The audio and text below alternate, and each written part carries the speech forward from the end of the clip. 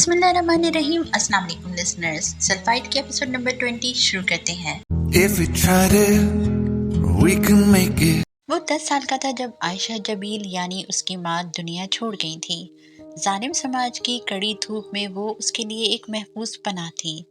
وہ رویا نہیں تھا، ایک بھی آنسو اس کی آنکھ سے نہیں ٹپکا تھا۔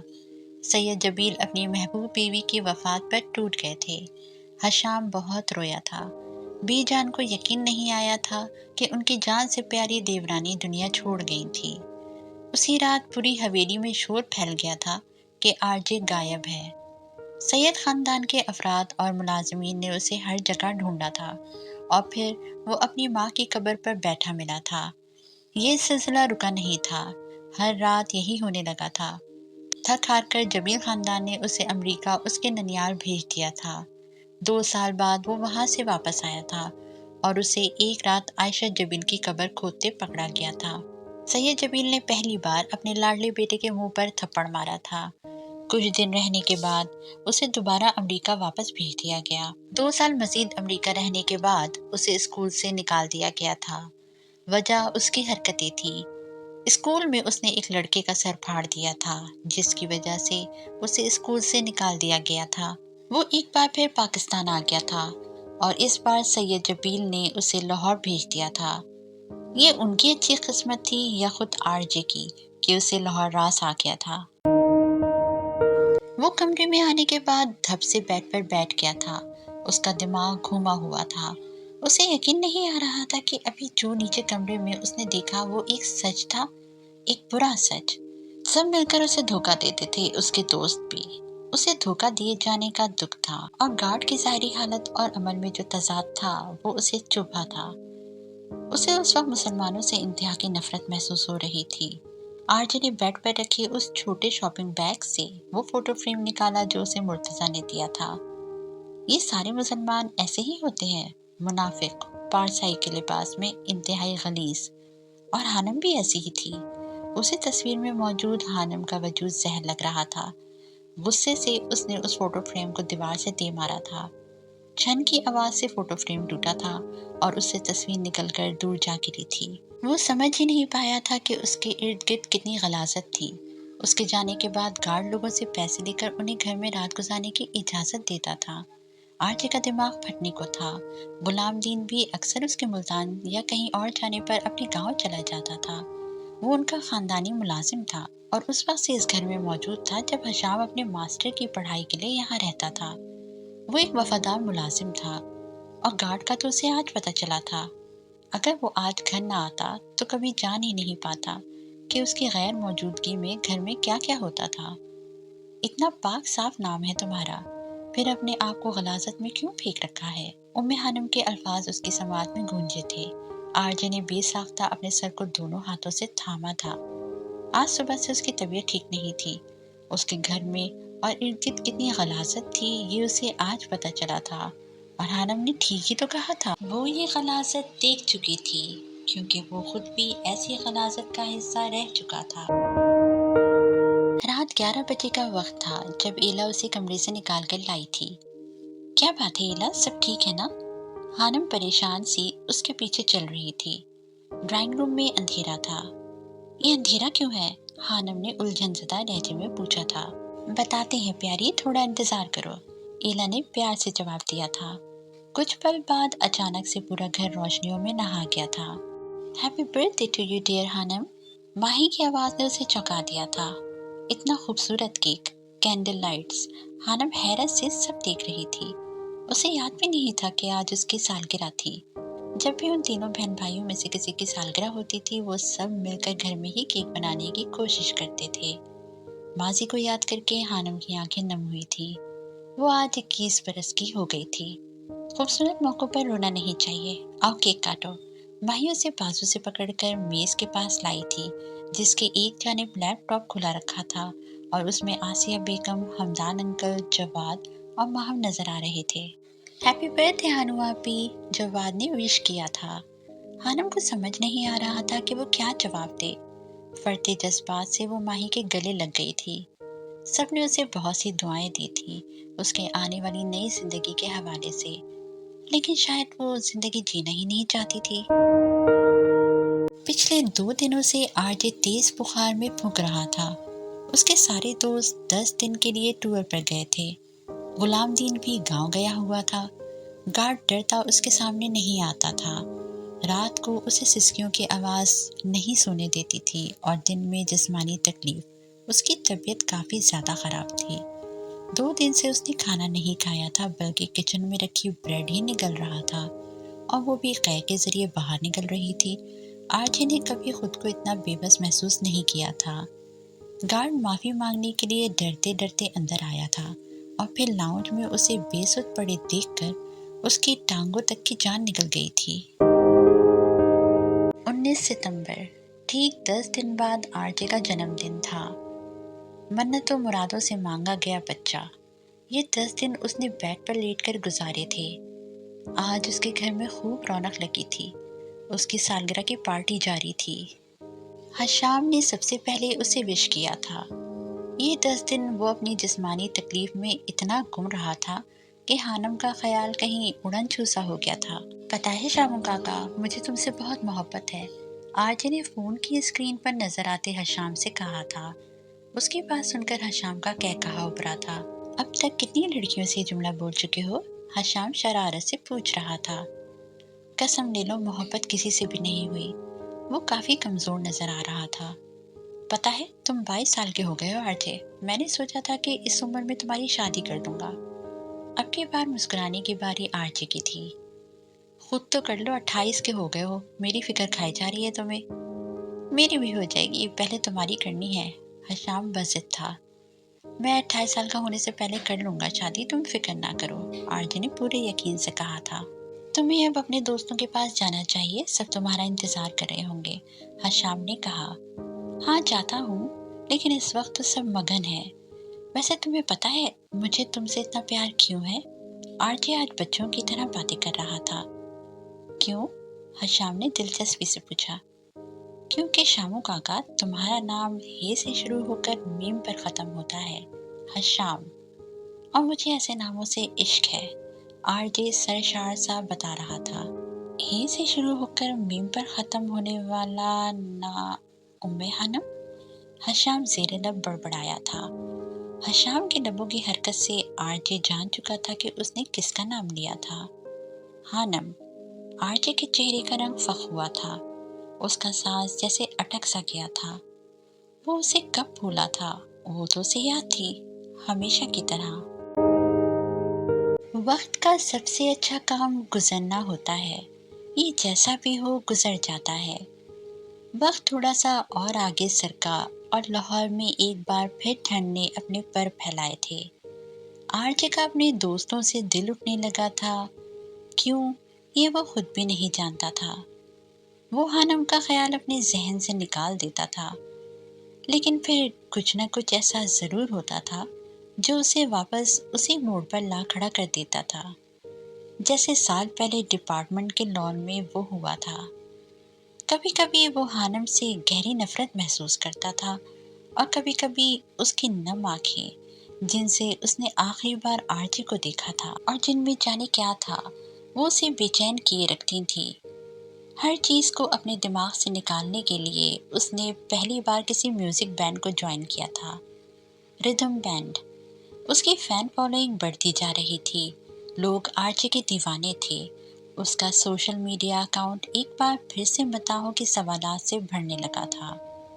हेलो आरजे, मैं आपका बहुत बड़ा फ़ैन हूँ, लेकिन मैं अपनी ज़िंदगी से बेजार हूँ।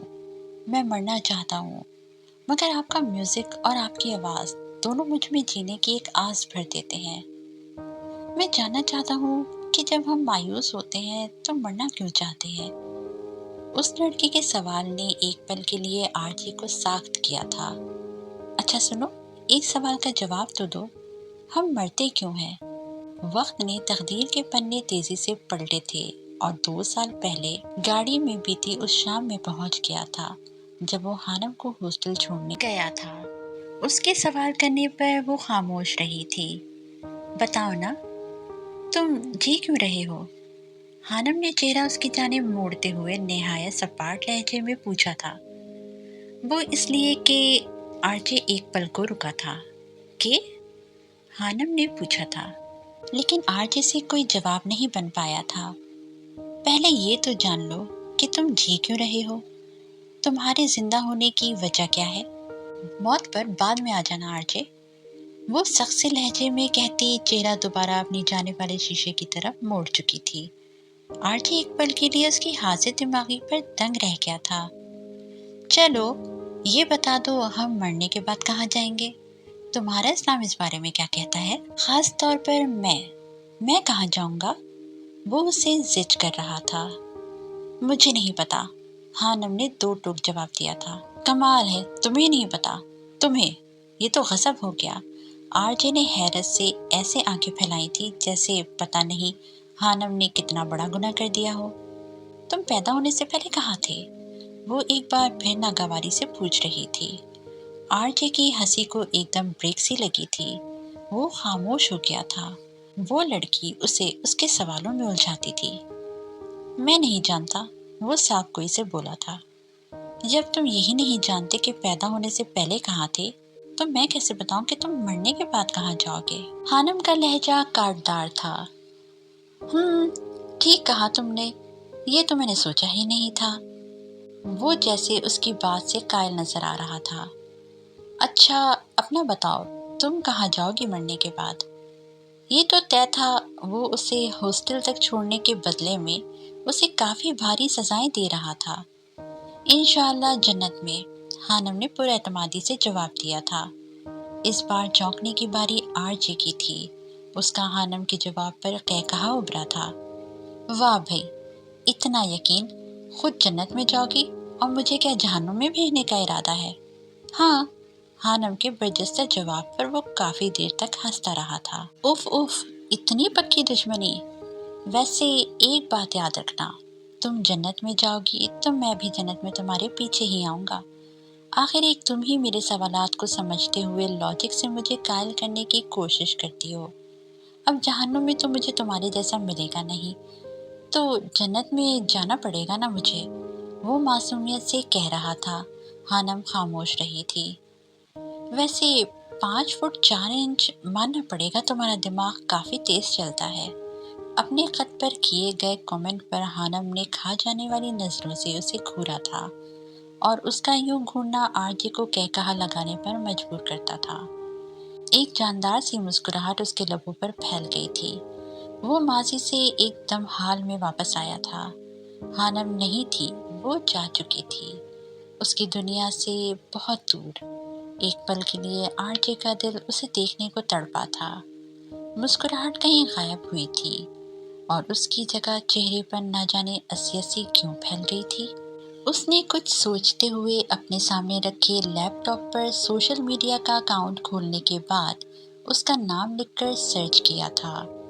वो खुद नहीं जानता था वो ये क्यों कर रहा था। उम्मे हानम, उसकी प्रोफाइल आरजे के सामने थी। तकरीबन 10 माह पहले की अपडेट थी।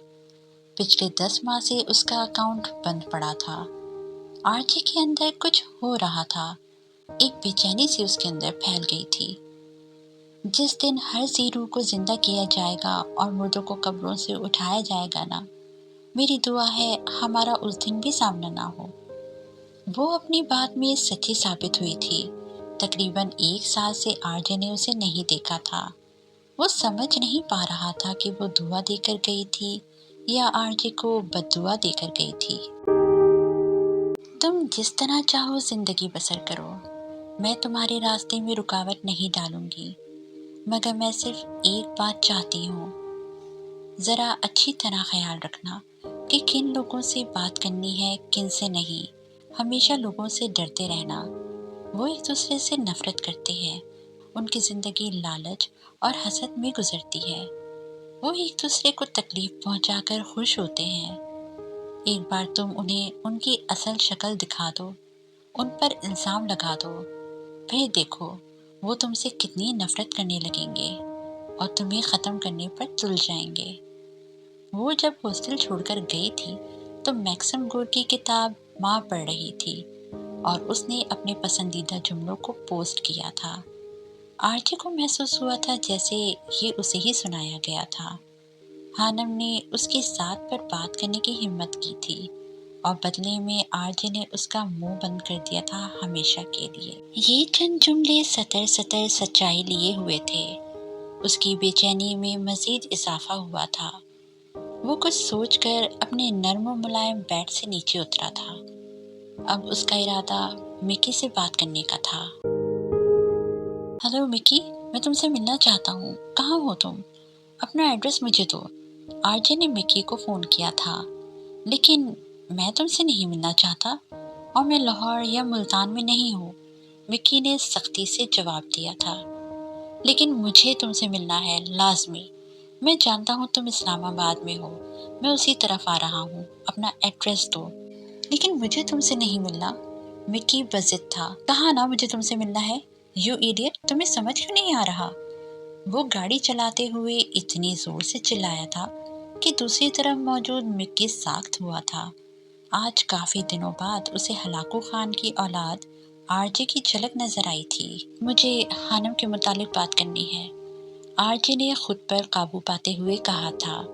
مکی اس کی بات سن کر چونکا تھا اور پھر کچھ دیر بعد اس نے آرجے کو ایڈریس بتا دیا تھا۔ وہ اپارٹمنٹ کے پیچھے کی جانب بنائے گئے لان میں بیٹھی تھی۔ یہاں ماہی اور ایلا نے کافی پودے لگائے ہوئے تھے۔ لان زیادہ بڑا نہیں تھا، لیکن ہانم کو یہاں پودوں اور پرندوں کی چہچہاہٹ کے درمیان بیٹھنا اچھا لگتا تھا۔ ٹھنڈی ہوائیں سرن سرن کرتی جب اس کی سنہری بالوں سے ٹکرا کر انہیں پیچھے کی جانب اڑاتی تھی تو اسے خوشگواریت کا احساس ہوتا تھا۔ اس کی گرے آنکھوں میں پھیلی نمی ہر چیز کو دھندلا جانے پر مجبور کر دیتی تھی۔ کیا تمہیں ہمیشہ سے اکیلے بیٹھنا پسند ہے؟ یہ مسز اسٹیفن تھی، جو ایک سائیکالوجسٹ تھی، لیکن ہانم نہیں جانتی تھی۔ اسے لوسی ماں نے مسز اسٹیفن کا تعارف اپنی دوست کی حیثیت سے کروایا تھا۔ نہیں، ہمیشہ سے نہیں، لیکن اب لگتا ہے، ہانم نے کھلے آسمان کو تکتے ہوئے جواب دیا تھا۔ اور اس کی وجہ؟ مسز اسٹیفن نے گہری نظریں اس کے چہرے پر جماتے ہوئے پوچھا تھا۔ کچھ خاص نہیں، بس انسان کی دلچسپی کبھی ایک چیز سے ختم ہو کر دوسری میں شروع ہو جاتی ہے، اور یہ ایک قدرتی بات ہے۔ زندگی سے بیزار نظر آتی ہو؟ وہ سوال کر رہی تھی۔ نہیں تو، زندگی سے بیزار لوگ تو مرنے کی کوشش کرتے ہیں، جبکہ میں تو جیے جا رہی ہوں۔ باتوں میں الجھانا آتا ہے تمہیں، مسز اسٹیفن مسکراتی تھی۔ کیا باقی؟ ہانم نے حیرت سے پوچھا تھا۔ ہاں، اور مجھے ایسے لوگ بہت پسند ہیں جن کے پاس باتوں میں الجھانے کا ہنر ہو۔ تو آج سے ہم دوست ہوئے۔